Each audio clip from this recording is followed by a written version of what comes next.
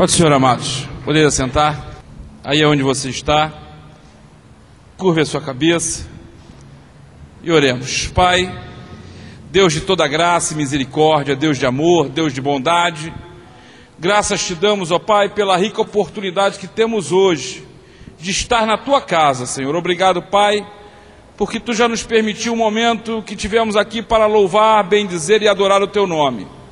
Senhor, creio agora que tu preparou o momento para nós, Senhor, para poder falar conosco. Eu te peço agora em nome de Jesus, que tu nos fale poderosamente aos nossos corações.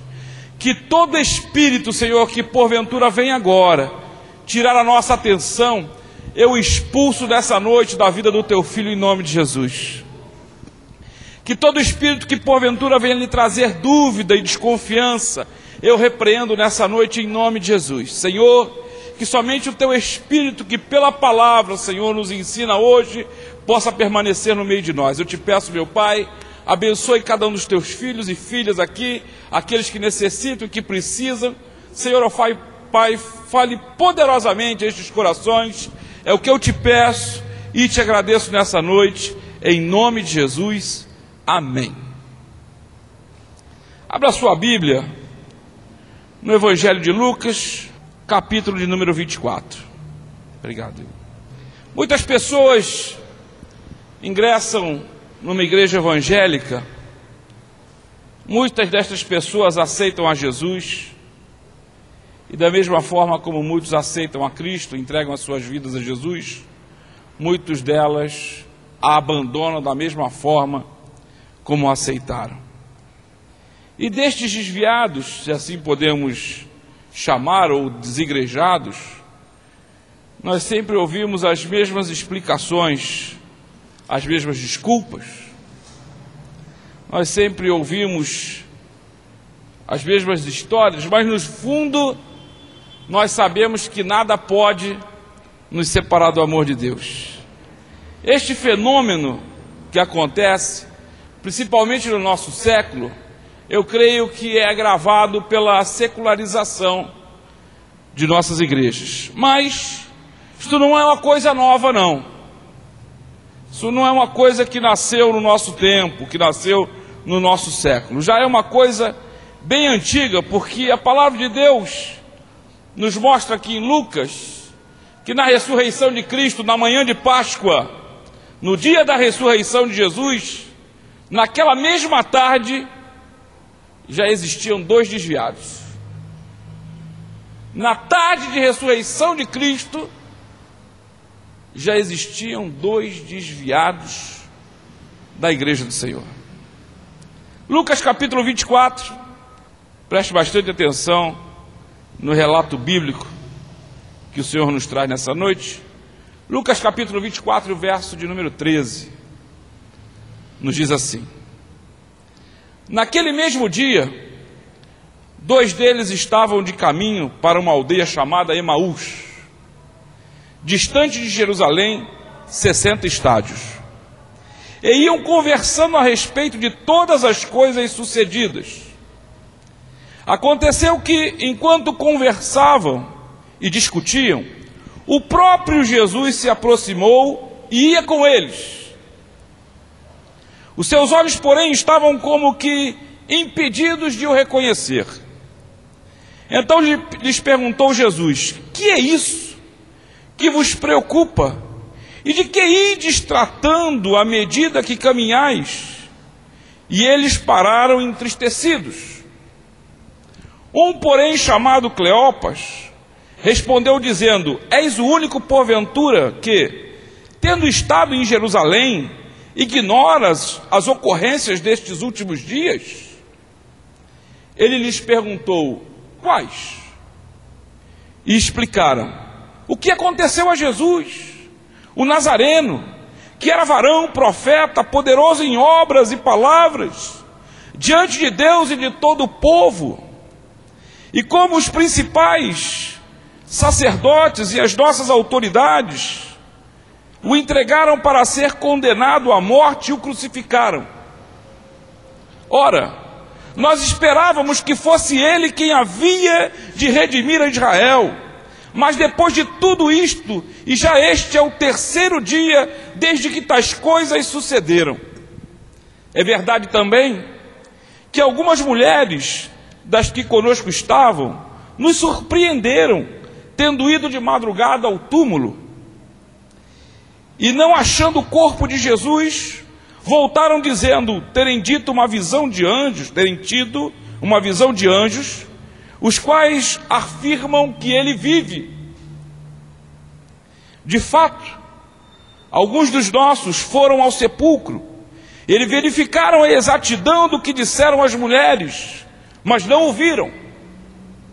Então lhes disse Jesus: honestos e tardos de coração, para crer tudo o que os profetas disseram. Porventura não convinha que o Cristo padecesse e entrasse na sua glória? E começando por Moisés, discorrendo por todos os profetas, expunha-lhes o que a seu respeito constava em todas as Escrituras. Quando se aproximavam da aldeia para onde iam, fez ele menção de passar adiante, mas eles os constrangeram, dizendo: fica conosco, porque é tarde, e o dia já declina. Entrou para ficar com eles. E aconteceu que, quando estavam à mesa, tomando ele o pão, abençoou, e tendo-o partido, lhes deu. Então se lhe abriram os olhos, e reconheceram, mas ele desapareceu da presença deles. E disseram um ao outro: porventura não nos ardia o coração quando ele pelo caminho nos falava, quando nos expunha as Escrituras? E na mesma hora, levantando-se, voltaram para Jerusalém, onde acharam reunidos os 11 e outros com eles, os quais diziam: o Senhor ressuscitou e já apareceu a Simão. Então os dois contaram os que lhes aconteceram no caminho, e como fora por eles reconhecido no partir do pão. Os que abandonam a igreja, os que abandonam a Jesus, ou pensam nesta noite em fazê-lo, ou durante a semana pensaram a respeito, os que pensam a respeito disso, Jesus, aqueles 2 discípulos no caminho de Emaús, a mesma coisa eu vos digo nesta noite: loucos e duros de coração são vós. Jesus disse: nécios, tardos de coração para crer. Meu irmão, abandonar a Jesus, abandonar a palavra, é uma loucura. É a pior coisa que alguém que um dia conheceu a palavra de Deus pode fazer. Aliás, a palavra nos diz que é uma loucura tão grande que era melhor que não tivesse conhecido a Jesus. Estes 2, Cleopas e seu amigo, duros de coração, ecoam na igreja de hoje, envolvida em um secularismo. Cleopas e seu amigo, o mesmo discurso de 2000 anos atrás ainda ecoa na igreja de hoje, e com um poder muito maior do que era há 2000 anos atrás. E eu gostaria de ver neste texto 2 motivos, ou alguns motivos, que levam pessoas a abandonar a Jesus. Alguns motivos que levam a pessoa a abandonar a igreja, a largar tudo, a seguir a um secularismo que é nos apresentado diariamente de uma forma muito mais convidativa do que a igreja pode nos apresentar a respeito de Jesus. No verso 13, no verso 14, que nós lemos aqui, diz assim: naquele mesmo dia, 2 deles estavam de caminho para uma aldeia chamada Emaús, distante de Jerusalém 60 estádios, e iam conversando a respeito de todas as coisas sucedidas. Quando uma pessoa se converte, quando uma pessoa aceita Jesus, uma igreja inteira, ela trabalha. Quando alguém aceita Jesus, olha, eu vou dizer a você, meu irmão, se você ainda não aceitou Jesus, ou se você aceitou Jesus há pouco tempo, talvez algumas coisas você ainda não saiba, mas para que você tenha aceitado Jesus, uma igreja inteira trabalhou. Para que você tenha aceitado Jesus, pessoas que você não conhece oraram por você, intercederam pela tua vida. Ainda que esta igreja não te conhecesse, ou que este povo não te conhecesse, ele já estava orando por você há muito tempo. Ainda que você não saiba, mas alguém pediu oração por você, alguém intercede por você, alguém clamou pela tua vida. Então uma igreja inteira, ela trabalha em prol disso. Nós estamos aqui num culto de domingo, e neste culto de domingo nós temos uma primordial atenção de louvar a Deus, que Ele é poderoso e soberano sobre todas as coisas. Mas o nosso intuito aqui é poder apresentar a você que ainda não conhece Jesus, apresentar o Senhor, o nosso Salvador, o nosso Criador, o nosso Redentor, de uma forma a qual nós o conhecemos, que é em forma de amor, que é em forma de alegria. Por isso nós buscamos tentar fazer o culto de domingo um momento de celebração para o Senhor, para que você possa conhecer a Cristo da mesma forma como eu conheci e que muitos conheceram. Então tudo isso dá um trabalho para burro, porque não é fácil.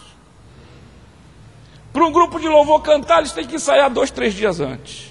Para você estar aqui e aceitar Jesus, passou-se uma semana inteira orando. Pessoas, irmãos que você ainda não conhece, oraram durante a semana inteira. Pessoas jejuaram, ficaram 24 horas sem comer e sem beber, para que você pudesse chegar aqui com o coração preparado para aceitar Jesus. A igreja inteira se move, porque é um organismo vivo. A igreja inteira ela se produz para isso. Muitas pessoas colaboraram, algumas distribuem folheto, outras pessoas escrevem na internet, outras pessoas produzem música, outras pessoas estudam.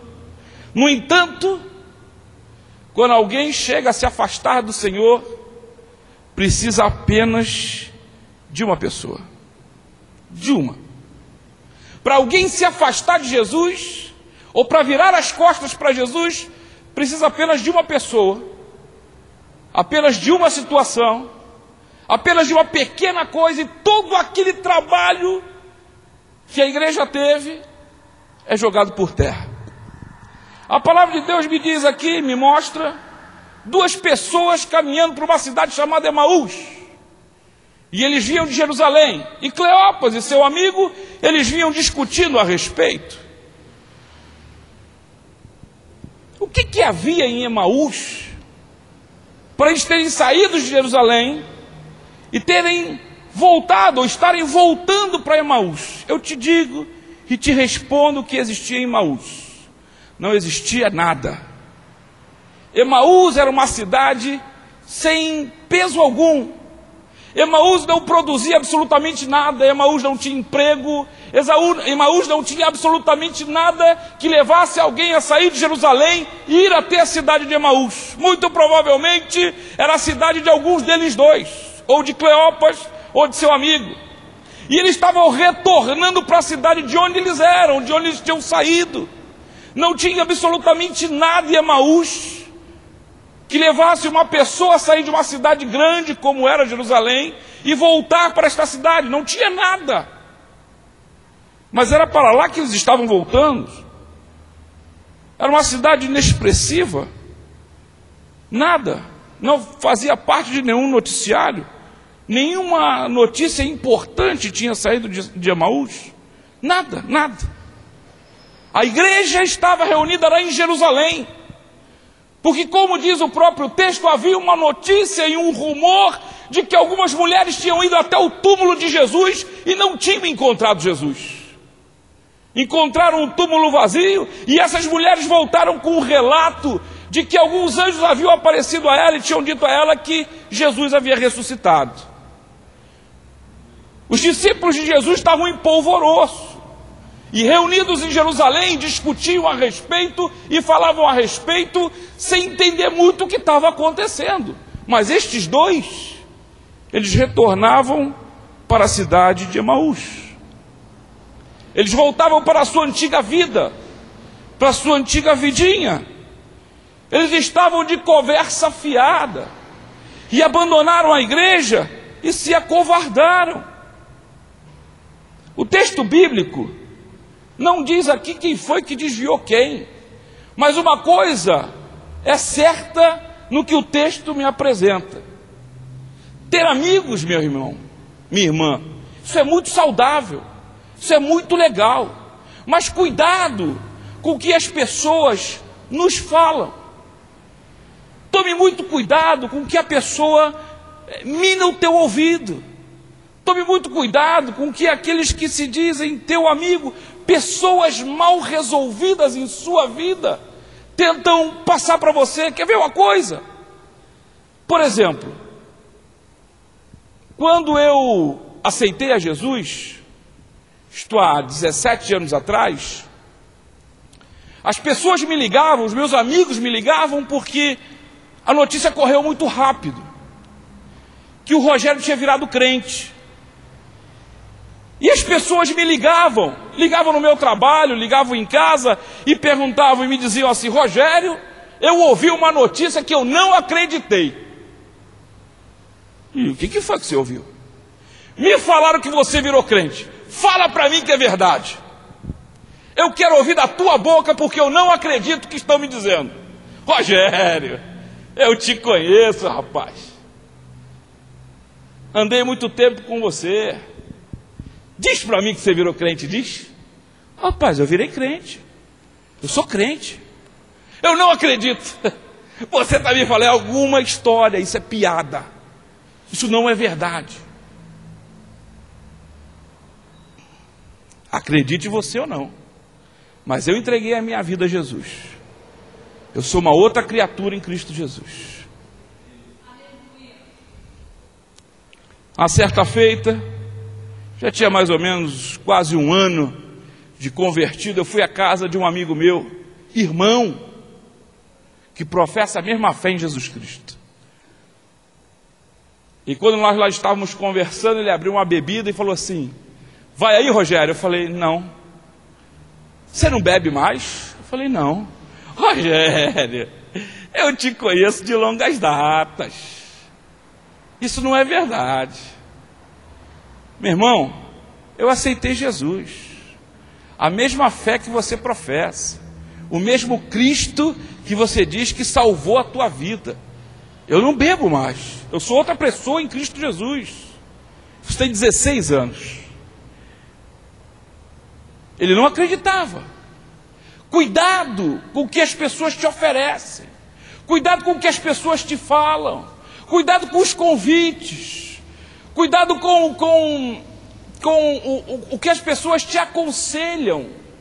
Cuidado com o que você ouve. Estes dois, eles iam trocando conversa ao longo do caminho. E eles iam, muito provavelmente, aconselhando o outro, sabe-se lá para onde. Para uma cidade chamada Emaús, que não tinha absolutamente nada naquela cidade.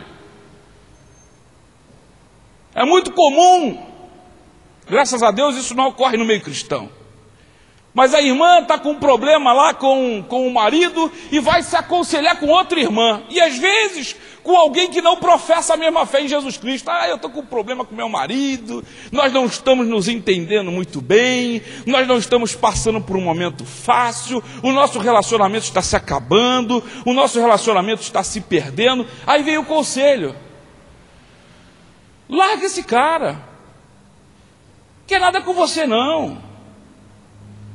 Ou a irmã abre o coração e conta para aquela que acha que é amiga: olha, meu marido está bebendo, chega em casa alcoolizado, é uma coisa terrível.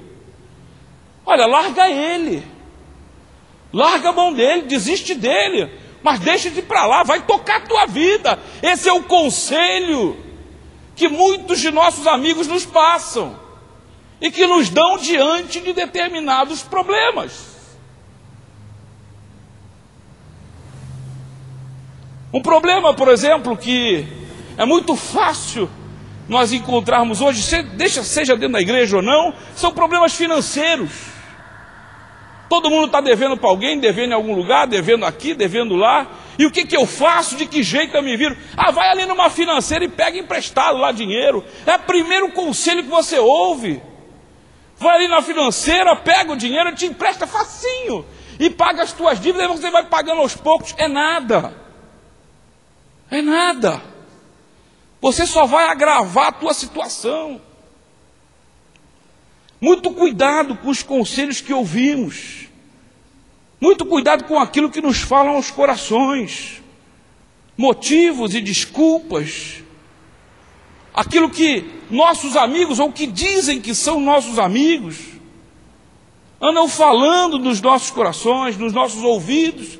E está cheio de gente que se afasta de Jesus exatamente por conta destes conselhos.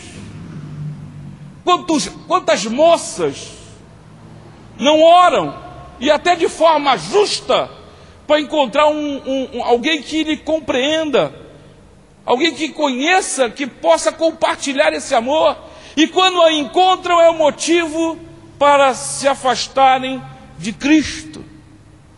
Da mesma forma, moços têm orado e pedido a Deus que lhes demonstrem uma moça que possa lhe ajudar, que possa ser receptiva no seu amor, mas quando encontram, são motivos para se afastar de Jesus.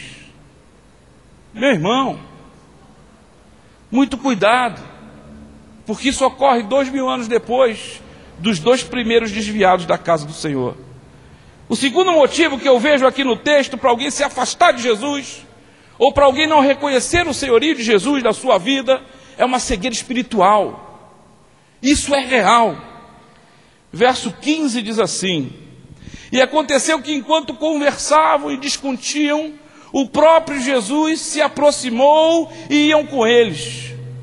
Os seus olhos, porém, estavam como que impedidos de o reconhecer. Agora eu te digo, meu irmão, como é que alguém, 2 discípulos, Cleopas e seu amigo, que eram discípulos de Jesus, estavam ao lado de Jesus e não reconheciam que era o próprio Cristo andando com eles? Como é que pode alguém que diz que conhece alguém e começa a conversar com essa pessoa e não o reconhece imediatamente? Eles estavam cegos, e esta cegueira espiritual fez com que eles não conhecessem a Cristo ressurreto, a ponto de estarem andando sozinhos, caminhando sozinhos 2, e quando Cristo se apresentou a eles, e eles não o reconheciam. Imagine o ridículo da situação, estarem ao lado de Jesus e não reconhecerem a Jesus. Observe outra coisa muito interessante no verso 18. Porém, chamado Cleopas, respondeu dizendo: és o único, porventura, que tendo estado em Jerusalém, ignoras as ocorrências destes últimos dias? Eles estavam tão cegos, e espiritualmente tão cegos, que eles estavam falando com Cristo, mas com um ar de gracejo, porque eles chegam a Cristo e dizem assim: vem cá, você não sabe o que está acontecendo em Jerusalém? Quem és tu? Tu vem de onde? Tu não sabe das últimas notícias? As pessoas, meu irmão, minha irmã, que não conhecem o caminho, se encontram em condições semelhantes a estes 2 homens. Se você não conhece Jesus, você se encontra num caminho de cegueira espiritual. Você é levado como um cego, sabe-se lá para onde. Quando alguém pega o seu braço para atravessar uma rua, você está totalmente na dependência daquele que te carrega. Alguém que está cego espiritual é alguém que não enxerga, é alguém que está somente preocupado consigo mesmo, com seu próprio nariz, e não consegue entender a realidade do pecado na sua vida. Alguém que está cego espiritualmente, ele não consegue compreender, não consegue enxergar o tamanho do buraco em que ele vai cair, porque ele é cego. E por isso acreditam que são as únicas pessoas que enxergam. Quando você vai apresentar Jesus para alguém que não conhece, a primeira coisa, as primeiras histórias que a gente está apresentando é o seguinte: vai dizer que você crê na Bíblia. A Bíblia foi escrita por mãos de homens. É a primeira história que alguém... É um cego tentando explicar para você quem escreveu a Bíblia. Vai dizer que você acredita em tudo aquilo que a Bíblia te apresenta. Em tudo que está lá escrito, você acredita. É o secularismo que invadiu as nossas vidas. Você vai dizer que você acredita que um homem chamado Jonas foi engolido por uma baleia, passou alguns dias no ventre dessa baleia e depois foi expulso numa praia. Você acredita? Meu irmão, eu creio sim. Eu creio. Eu creio. Por causa do secularismo, eu e você somos enganados todos os dias. Somos enganados por nossos governantes, que dizem que vão governar a nossa vida muito melhor do que era antes. É uma grande mentira. Todos os dias nós pagamos impostos e você não sabe para onde vai o seu dinheiro. Nós somos enganados todos os dias. E você finge que acredita e vem me dizer ou vem me argumentar que eu sou um bobo porque creio naquilo que está escrito. Você acredita, pastor, que isto aqui é a palavra de Deus? Eu te digo em nome de Jesus, eu acredito piamente. Aquilo que está aqui escrito foi aquilo que meu Pai, o Deus, meu Salvador, deixou para a minha vida e para a tua vida. Não foi só para mim. E eu digo sem medo de errar, 17 anos depois que aceitei a Jesus, a minha vida mudou literalmente depois que entreguei a minha vida para Jesus. Você crê em tudo que aqui está escrito? Eu creio. Pastor, você crê que Jesus morreu e ressuscitou no terceiro dia? Creio, não só creio, como tenho certeza disso, que Ele está no meio de nós nessa noite em nome de Jesus. Eu creio. Eu creio. Também creio que a minha vida e a tua vida está nas mãos do Senhor. E se você nessa noite é um desviado da casa do Pai, eu também creio que Jesus nunca te deixou. Nunca. Também creio que você pode me apresentar aqui o pior dos erros, o pior dos pecados. Você pode chegar aqui como o pior dos homens, o pior das mulheres. Eu creio e te digo nessa noite em nome de Jesus. Jesus te ama, filho. Jesus te ama, filha. E Ele quer salvar você. Eu creio. Porque eu creio que se Ele fez isso comigo, Ele faz com você também. Eu creio nisso.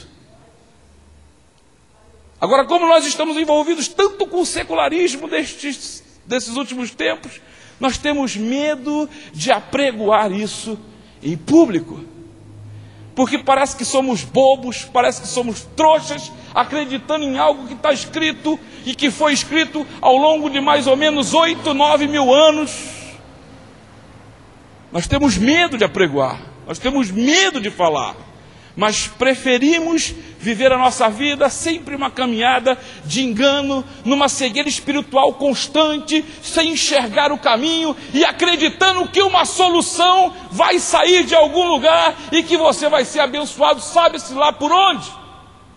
Meu irmão, limpa e arranca as escamas dos teus olhos, porque o Senhor quer te salvar nessa noite em nome de Jesus.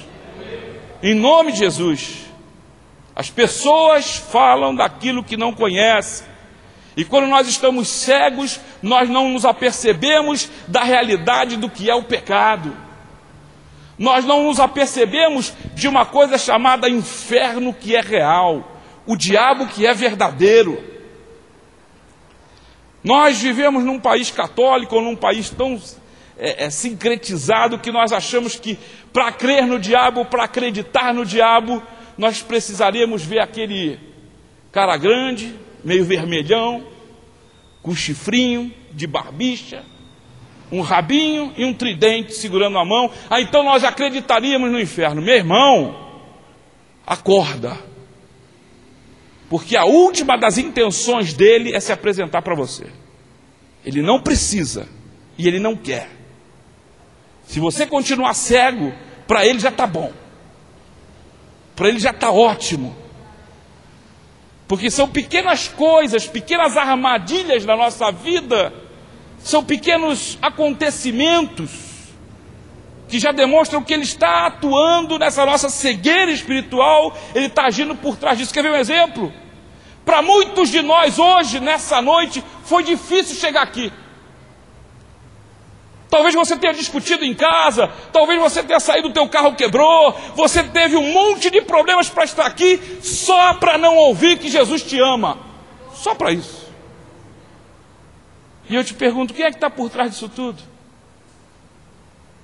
Tenho certeza que pessoas, antes de sair de casa hoje, brigaram, discutiram, por razões e por coisas mínimas, por bobeira, idiotice, mínimas as coisas, e você nem se apercebeu quem é que estava por trás disso. Um outro motivo que faz com que as pessoas deixem Jesus ou não queiram Jesus é a tristeza. Verso 17 diz assim: então lhes perguntou Jesus, que é isso que vos preocupa? E de que ides tratando à medida que caminhais? E eles pararam, entristecidos. Mas por que estavam tristes? Pode até parecer lógico, pode até parecer meio óbvio. Estavam tristes pela morte de Jesus, óbvio.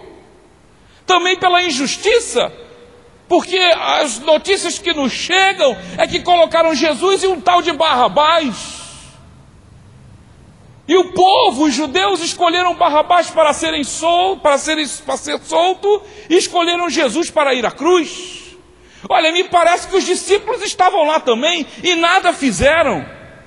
Estamos tristes pela ingratidão do povo de Israel. Como poderam escolher Barrabás? E os do grupo de Jesus? Como é que Pedro negou a Jesus 3 vezes? Me parece justo, me parece óbvio que eles estavam tristes. E olha, demais, parece que algumas mulheres foram até o sepulcro de Jesus e a pedra estava removida e o corpo de Jesus não estava lá. E estas mulheres vieram com uma história de que anjos apareceram a ela, dizendo que Jesus havia sido ressurreto, que ele não estava lá porque ele ressuscitou. Meu irmão, eu vou te dizer uma coisa em nome de Jesus: se você está triste, você está fraco. Se você é crente, você está triste. Crente triste é crente fraco, porque a tristeza te maltrata os ossos, a tristeza te destrói. Você pode ver que quando alguém fica deprimido, é de uma situação de uma longa tristeza, e ele acaba deprimido, e se ele não tratar a depressão, essa depressão leva a uma morte física. Quando ficamos tristes, ficamos debilitados, e quando estamos fracos, temos a tendência de nos isolarmos. Alguém que passa por uma pressão muito grande, alguém que fica oprimido, possesso, alguém que passa por uma depressão, ele tende a se isolar, ele se tranca no quarto. Eu não sei se alguém aqui já sofreu de síndrome do pânico, mas quando alguém tem síndrome do pânico, que é uma situação exagerada de uma depressão, ele se tranca no quarto e não quer sair lá de dentro. Ele passa a se isolar, ele se isola das pessoas, ele não quer conversar com ninguém, ele quer fugir, ele quer abandonar tudo. Ele abandona a carreira, abandona a fé, abandona Jesus também. Meu irmão, cuide-se. Não se entristeça por qualquer besteira. Não se entristeça com as autoridades. Não se entristeça com os santos. A ingratidão do povo. Muito menos ainda se entristeça com a sua igreja. Muito menos ainda se entristeça com o seu patrão. Com as suas igrejas. Todas as igrejas são iguais. As igrejas são formadas de pessoas, de seres humanos. A igreja é formada por cada um de nós. Nós somos seres humanos, somos carne, somos pessoas. Em algumas horas nós somos tão fortes, em outras horas nós somos tão frágeis. Nós somos tão valentes em algum momento, em outras horas nós somos tão covardes. Nós fugimos. Nós somos pessoas tão maravilhosas em determinado momento, e em outra hora nós somos tão desprezíveis. Nós somos nós somos seres humanos, assim são as pessoas. Nós somos pessoas inspiradas em certas atitudes, nós somos tão inspiradores, e em outras horas nós somos tão desastrosos. Somos seres humanos, e a igreja e a comunidade é formada por pessoas assim. Nenhum crente, ninguém tem o direito de ficar triste com outra pessoa. Ninguém tem o direito de ficar triste com a sua igreja. Ninguém tem direito de ficar triste com Jesus e abandonar a Jesus. Nós não temos esse direito. Eu não tenho esse direito, você não tem esse direito. Eles estavam ali com Jesus, não entendiam o que estava acontecendo, e eles até alegavam e até aparentemente tinham suas razões. No verso 20, eles dizem assim: e como os principais sacerdotes e as nossas autoridades o entregaram para ser condenado à morte e o crucificaram. Ora, nós esperávamos que fosse ele quem havia de redimir a Israel, mas depois de tudo isto, é já este o terceiro dia desde que tais coisas sucederam. Cleopas e seu amigo haviam depositado toda a esperança em Cristo, haviam depositado toda a esperança em Jesus, mas ele morreu, e após 3 dias do seu sepultamento, suas esperanças se foram. Eles esperavam que Jesus era aquele que haveria de redimir Israel, mas ele estava morto, ele foi crucificado, ele foi trocado por Barrabás. As esperanças de Cleopas e seu amigo tinham ido embora. Meu irmão, talvez você esteja aqui nessa noite com as tuas esperanças decepcionadas. Você já tenha perdido todas as tuas esperanças. Talvez você não encontre mais solução para o teu problema nessa noite. Você está perdido, decepcionado, não sabe mais o que faz. Mas eu te digo nessa noite, em nome de Jesus, assim como estes dois no caminho de Emaús estavam perdidos e tiveram um encontro verdadeiro com Jesus, arranca as escamas dos teus olhos, porque Jesus está aqui nessa noite e está aqui para solucionar a tua decepção e o teu problema. Da mesma forma como estes dois andavam a sua vida perdidos e desesperançosos, ainda que Jesus tenha morrido para eles, eu digo para você nessa noite, em nome de Jesus, ele não morreu, ele ressuscitou, está vivo no meio de nós. Abre os teus olhos, tira as escamas dos teus olhos, porque Jesus está aqui nessa noite. Verso 22.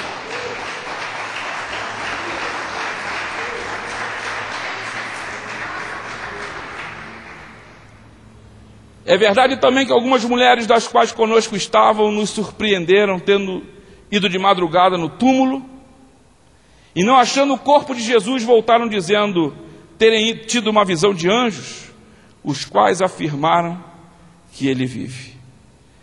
Eles falam isso para Jesus com um tom de desprezo, de escárnio, como quem diz: olha, parece que tem umas mulheres aí que estão com uma história esquisita. Não existe coisa no nosso século, na nossa vida, pior do que a descrença. Às vezes estamos dentro da igreja e não cremos na própria palavra de Deus.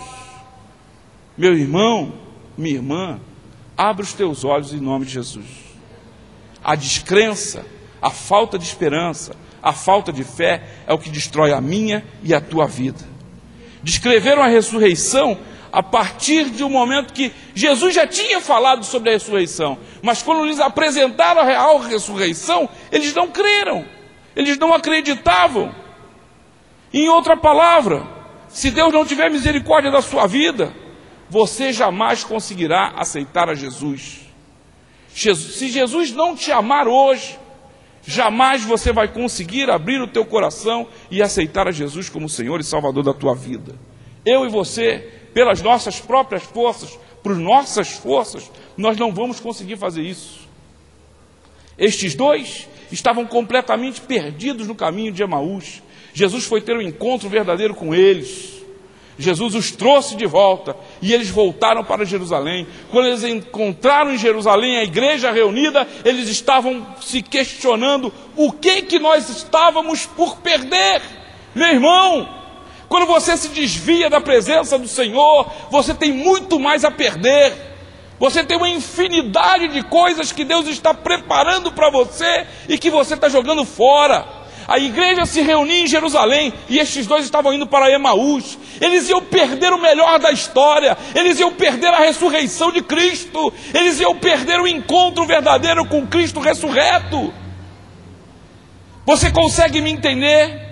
Que quando nós estamos longe da presença de Deus, nós estamos perdendo o melhor da nossa vida. Quando nós nos afastamos de Jesus, nós estamos perdendo o melhor da nossa vida. Nós, quando estamos longe de Cristo, nós perdemos o melhor momento de nossas vidas. Nós vivemos uma crise nesse mundo. Nós vivemos uma crise secular. É impossível que nós aqui nessa noite já não tenhamos ou não estejamos sofrendo consequências de uma crise que não foi causada nem por mim nem por você, mas nós somos atingidos de alguma forma. E a nossa tendência é voltar a nossa visão, é voltar as nossas atitudes para as coisas que aparentemente vamos conseguir resolver. Meu irmão, minha irmã, eu e você não resolvemos nada. Eu e você não temos força para isso. Eu e você estamos entregues na mão deste mundo. Só há uma solução para mim e para você. E essa solução é Jesus Cristo na nossa vida.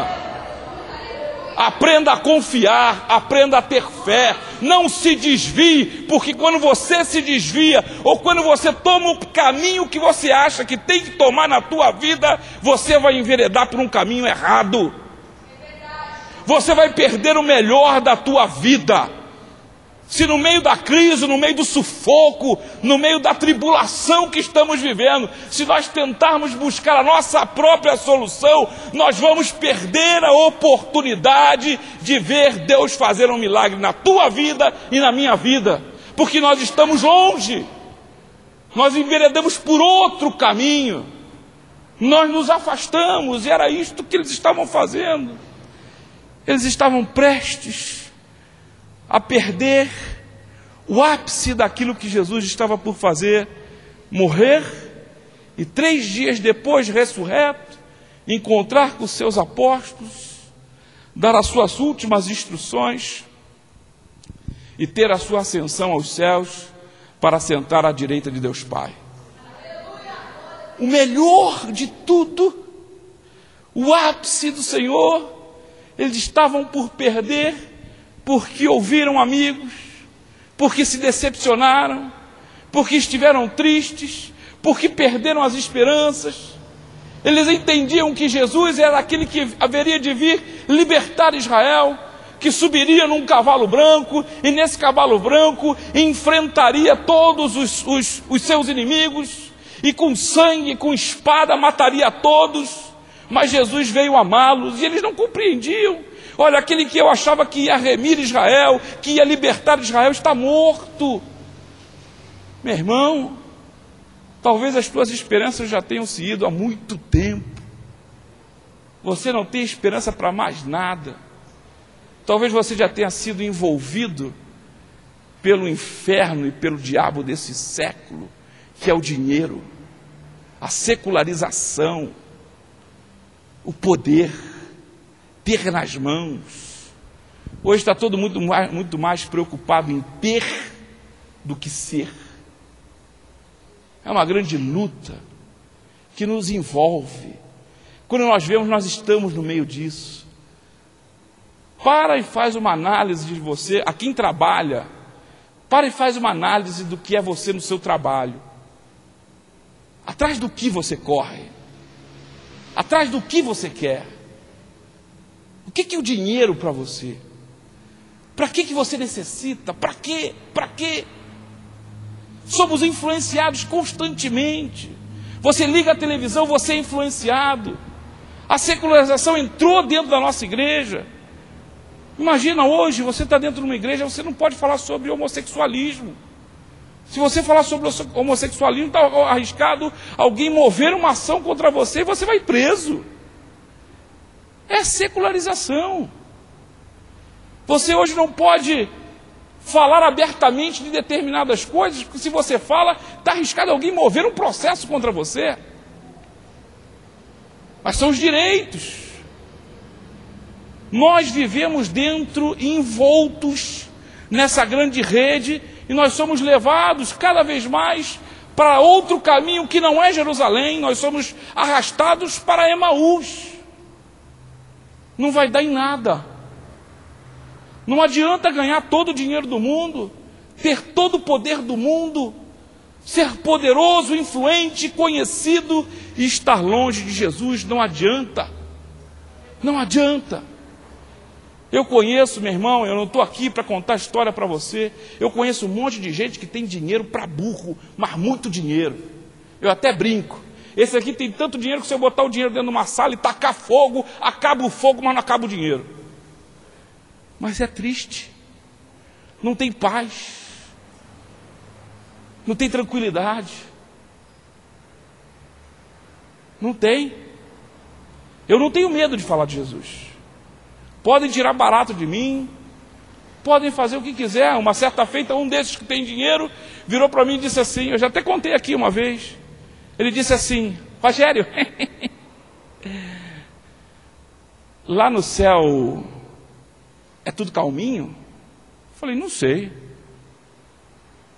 Lá no céu não tem aquela mulherada pulando? Eu falei, não sei.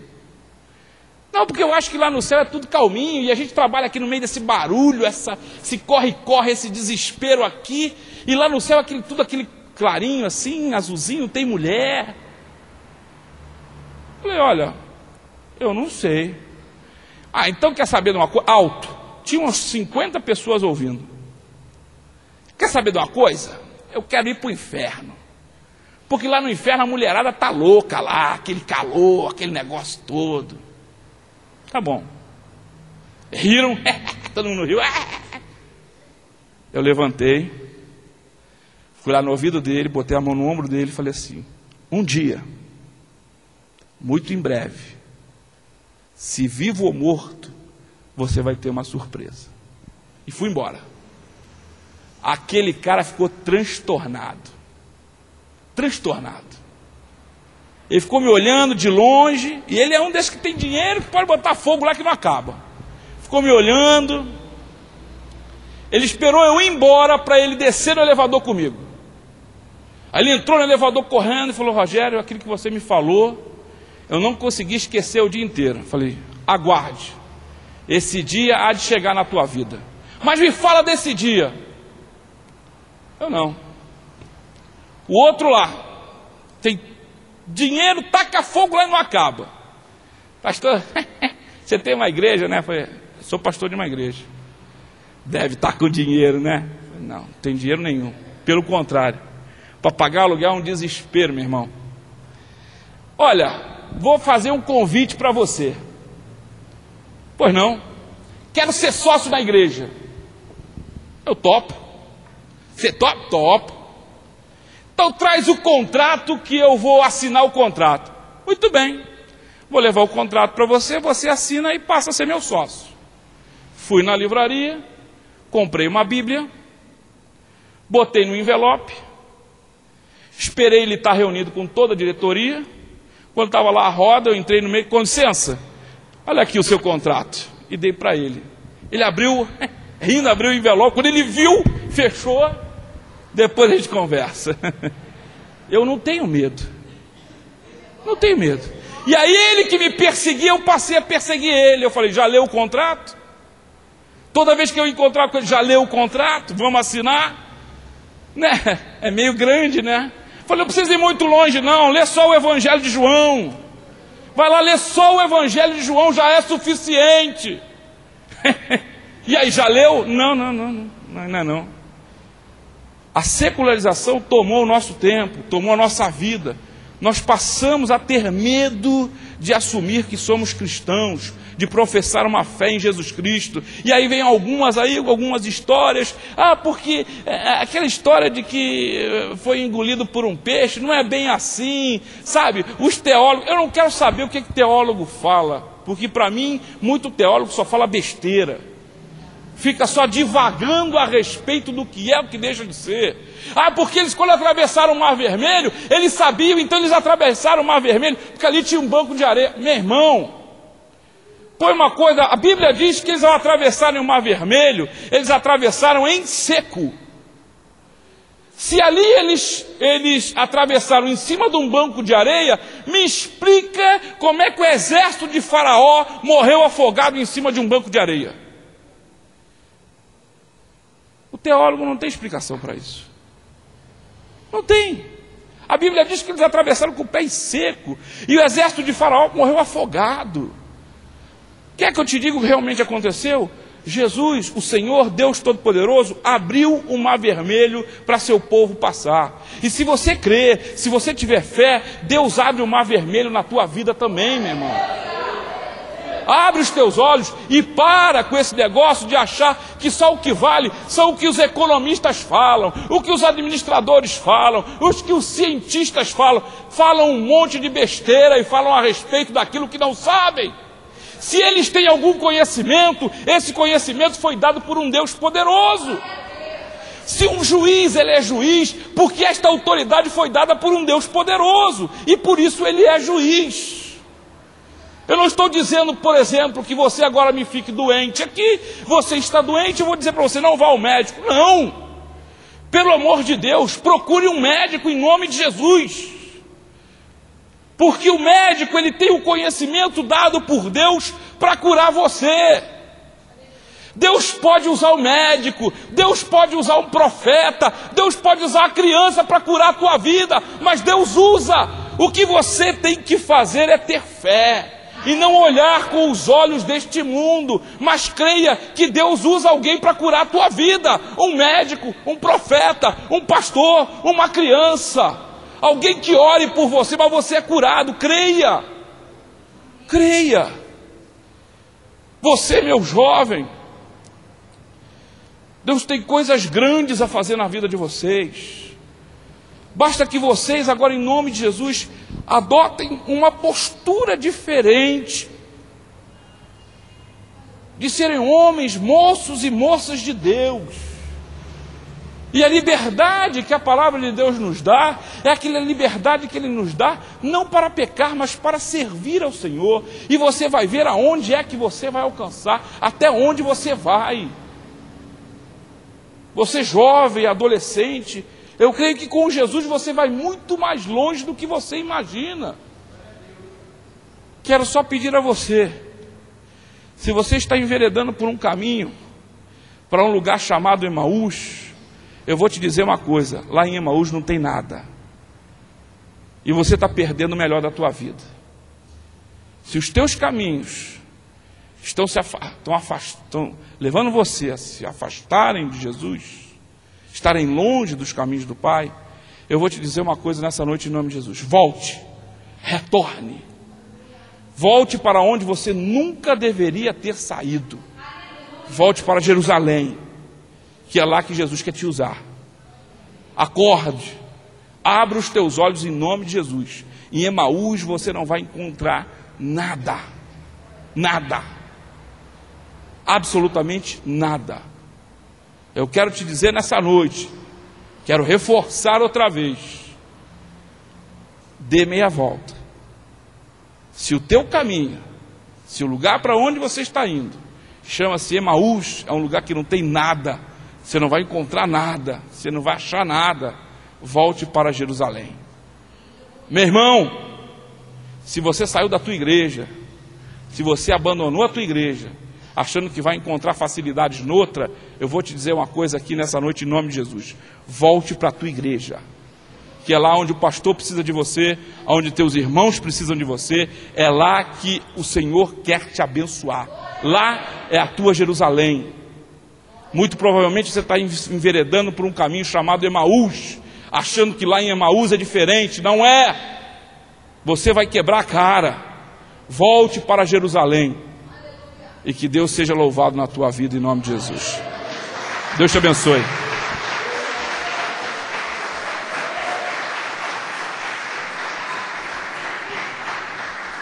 Curve a sua cabeça.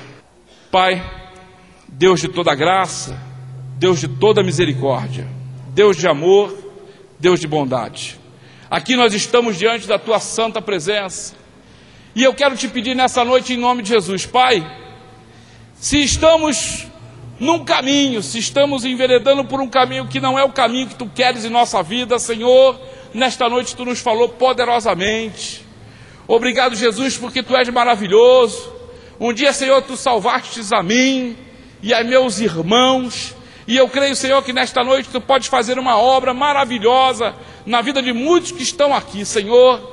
Se existe algum filho teu, alguma filha tua, que está, Senhor, ó Pai, entrando por um caminho que não é o teu caminho, que está se afastando da tua presença, que está longe dos caminhos do Senhor, Senhor, nessa noite eu te peço, meu Pai, faça um conserto nessa vida em nome de Jesus, que nós possamos nos arrepender e voltar para os teus caminhos, Senhor, que possamos nessa noite voltar para os caminhos do Pai. Eu te peço nessa noite em nome de Jesus, visita a tua igreja, visita os teus filhos, cada lar aqui nessa noite seja visitado pela tua presença. Senhor, fala-nos, Senhor, durante esta semana, ó Pai, mostra-nos para onde devemos seguir, de que forma devemos tomar, naquilo que devemos agir. Abençoa, Senhor, a vida da tua igreja, abençoa a vida dos teus filhos. Senhor, eu como teu servo, como teu ungido, eu abençoo a vida da tua igreja, dos teus filhos, das tuas filhas, em nome de Jesus, amém. Que Deus te abençoe. Se coloque de pé para adorar o nome de Jesus.